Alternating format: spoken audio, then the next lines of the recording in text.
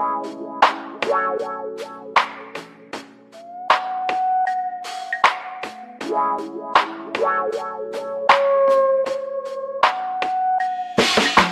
it's your boy, Budoy613.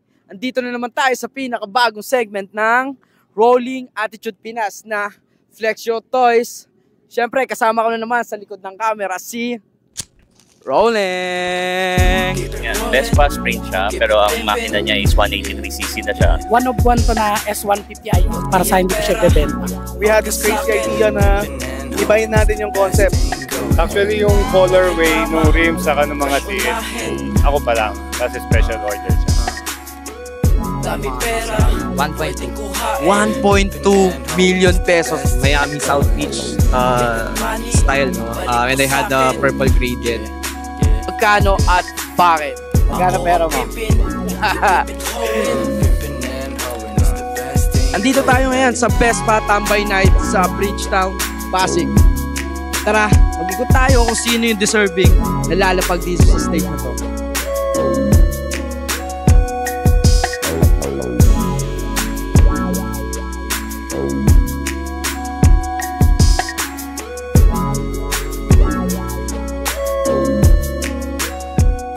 Hi, I'm Beer from PYR Moto Garage.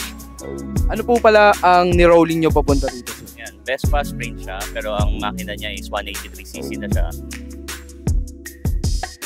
Yung ginamit natin siya sa signal light is yung level 10 siya. Nagsisequential yung ilaw niya. Naka-synchronize yung ilaw niya sa upuan tsaka sa signal light. Itong seat nito, ang pangalan nito is Binomini siya. Siya yung first na sa Philippines na meron nito. Tapos at the same time, tuloy-tuloy nagkakaroon na kasi nakikita nila na may ganitong upuan.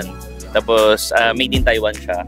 Sir, about naman dito sa suspension mo, parang kakaiba siya eh. Parang may mga wires siya nakakabit. Ano ba itong mga suspension na nakakabit dito sa Vespa? Ito yung electronic na suspension. Na-adjust siya. Pwede mong gawin na pinipindot na lang siya para ma-adjust mo siya. Kung ano yung gusto mo setting. Kung gusto mo sports mode o gusto mo soft. Comfy. So, electronic na yung suspension niyo? Yes, electronic siya. Ito yung pangalan niya is Shark Suspension. Oh shit, para palang GP bike na rin pala to, sir. No? Yung Brembo na ginamit natin is GP4RX siya. CNC yan. Yan yung ginagamit sa mga MotoGP. Front and rear niya, CNC siya. Oh shit. Tapos, sinamahan natin na yung mga ilaw na ganyan, na clear water, yun yung ginagamit sa mga big bike. Yung mga clear water natin, hindi na-touch na lang siya dito. Oh shit. Sensor siya, sir, no? Sensor, oh. Pati yung headlight niya, soft touch na lang siya. Tatapik-tapikin mo na lang pala yan, sir. Yes, sir. Din yung manibela natin, naka-semi-drop siya. Para medyo snobbish yung dating ng Vespa natin, gano'n. Yung sa harap niya smoke, yung sa likod niya solid. Oh shit, oh shit. Oo nga, napansin ko nga rin eh. Tsaka dito sa kabila, sir, parang dry clutch siya eh, di ba? Ayun dating. Sir, kung tutuusin, magkano na po ang total netong motor? Yung price nito is umabot na siya ng 1 million yung upgrade niya. Just flex your attitude and keep on rolling. Keep it rolling, keep it pimpin'. Pagdi ang pera, out ka sa'kin. Pimpin' and hoeing is the best thing going. I'm Miguel Pat from Quezon City. Malapit kala Apo, Calabos Beer. Sir, anong ni-rolling nyo papunta rito sa Vespa Tambay Night? Actually, ito na. Itong Vespa Primavera 150cc. Iniba lang natin ng konti yung concept. Ginawa natin summer edition na puti. Ano po ba ang summer edition, sir, sa mga hindi po nakakaalam? Actually, naglabas dito blue and red, no? So, we had this crazy idea na ibahin natin yung concept. Kunin natin yung blue, i-apply natin sa white. Yes. Yeah, para medyo fresh looking siya, at the same time sporty pa rin siya. Yes, sir, wow. Sir, ano-ano yung mga nakakabit sa bike nyo? Ano po ba yung mga pwede nyo ma-flex sa mga hindi nakakaalam? Ano po ba yung mga pyesa na kakaibang nilagay nyo dyan, sir? Pag dito tayo sa harap, no? Nakamaro tayo na rims, naka-clear water na Oxlide, naka 101 tayo na fork arm. Simple na, naka-OKD lang tayo na semi-lowered kasi Hindi tayo pinalad ng height eh. So sa side mirrors, naka high sider tayo with 101 na brake levers. Corsa seat, naka JS na cover. Yan, tas 101 na yan, sa likod, okay din rin. Naka rear disc tayo. Then stainless na mga, alam mo na, pampaganda ng konti. Ganun lang. I drive this to work. Para na-enjoy ko rin ba? Kasi ayoko rin nung nakatambak lang sa bahay. Sayang naman yung idea natin para makita ng ibang tao to enjoy. Something like that. Sir, maraming salamat po sa nice to meet you po. Maraming salamat sa pagpa-feature ng bike nyo. Thank you, sir. Just flex your attitude and keep on rolling. Keep it rolling, keep it pimpin'. Pag di ang pera, out ka sa'kin. Pimpin' and hoeing is the best thing going. Ako si Kobe Abreño, taga Pasig. Grupo ko THDM Pasig. Oh shit, THDM na naman pala to, kaya wild. Yo, mate, anong nirolling mo pamunta rito? Vespa Primavera 150 2020. So, anong build nung Vespa mo tol? Ano rin yung mga nakakabit dito sa Vespa mo? Pwede bang pa isa-isa? Brembo big brakes, all-ins, tas Acropovic na pipe, tapos Itsalaya na brake cover, tapos SIP na na gauge. Oh shit tol. Bro, maraming salamat sa pag-featured ng motor mo rito, man. Thank you din. Yeah. Just flex your attitude and keep on rolling. Keep it rolling, keep it pimpin'. Pag di ang pera, out ka sa'kin. Pimpin' and hoeing is the best thing going. Yo, it's your boy Budoy 613. Dito na naman tayo sa pinakabagong segment ng Rolling Attitude Pinas na Flex Your Bike. Kasama ko na naman syempre sa likod ng camera si Roland. Nandito tayo sa event ng Vespa Tambay Night sa Bridgetown, Pasig City.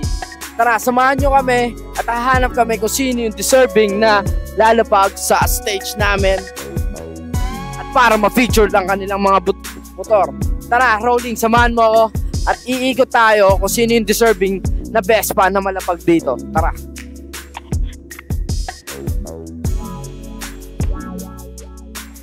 Ako nga pala si Mele Pelano. Matigas na malabot. Ikaw naman, tol. Dito ka kasi. Ako si Orville Harvest. Anong nirolling nyo papunta rito? Vespa S125. Ibang klase setup namin. Sa'yo, tol? Vespa S150 IE. IE. Anong setup netong Vespa mo, tol? Sa'yo muna, itong blue, kakaiba to. Ano lang to, basic lang to, pero cars, kasi siya, yung team niya, tapos, yun lang yan, RCS, tapos Brembo, YSS na shock, harap likod. Sa'yo naman, mate, ano ang build netong Vespa mo, tol? Sa akin, puro Thai concept ang mga nakalagay sa atin. Siyempre, mga brand ng mga galing Thailand. Dispa lang namin, Kamui, yan, Brembo, yung ibang parts namin, halos puro galing Thailand. One of one to na S150 IE na naka 12s na rims. Maraming salamat sa inyo. Just flex your attitude and keep on rolling. Keep it rolling, keep it pimpin'. Pag di ang pera, out ka sa'kin. Pimpin' and hoeing is the best thing going. Huwag yung drama, cash unahin. Dami pera, pwedeng kuhain. Pimpin' and hoeing is the best Yo, thing kuya, going. pwede ba natin ma-feature yung motor mo? Pangalan pala, tol, sa mga hindi nakakilala. Joel Jimenez. Tol, anong build nung Vespa mo, tol? Thai. Ano yung mga nakakabit dito, bro? Sa rims, EM Studio. Suspension, all-ins na may shit. Tony scooter na dampener. Oh, shit. Tapos yung arm, yung accessories, lahat ng CNC accessories is 101 factory. Oh, shit. Parang ikaw lang din ang meron, ano? Actually, yung colorway ng rims saka ng mga CNC, ako pa lang. Kasi special order siya. Oh, shit. Yung brakes, Brembo. Yun. Tapos The rest, CNC, head covers, fan, yun, level 10 lahat, oil pan. Mate, sino ang nagbibuild na itong motor? Sa shop, Scott Daily, Saan matatagpuan ito doon? Ususan Taguig. Yo, just flex your attitude and keep on rolling. Keep it rolling, keep it pimpin'. Dave Binay, one of the owners of Scott Daily Manila in Taguig. Sir, ano pong nirolling nyo papunta rito, sir? It's a 2020 Vespa Sprint 150. Anong build nung Vespa mo, sir? It's a mix of Thai and Indo market concept. Sir, pwede po ba natin paisa-isa yung pinaka-detalye ng mga unit natin? Siya, Yeah, for yung suspension, we put in all-ins and yung ibang adjusters niya. For the rims, I had it wrapped ng Pirelli Diablo Rosso. Tapos naka 101 factory siya. I just recently changed. It used to be Maros eh. Pero purple siya. Tapos I had SIP on the gauge. Tapos naka Brembo ko front and rear. So conversion siya. Kasi yung mga gantong units na naka drum brake. Tapos naka stage 6 ako na fork arm. Medyo madami rin even sa mga panggilid niya. Madami tayong in-install dyan. But yeah. Yan, naka rin ako. Naka GR5 yata ito na cover na for the brake fluids. Yeah.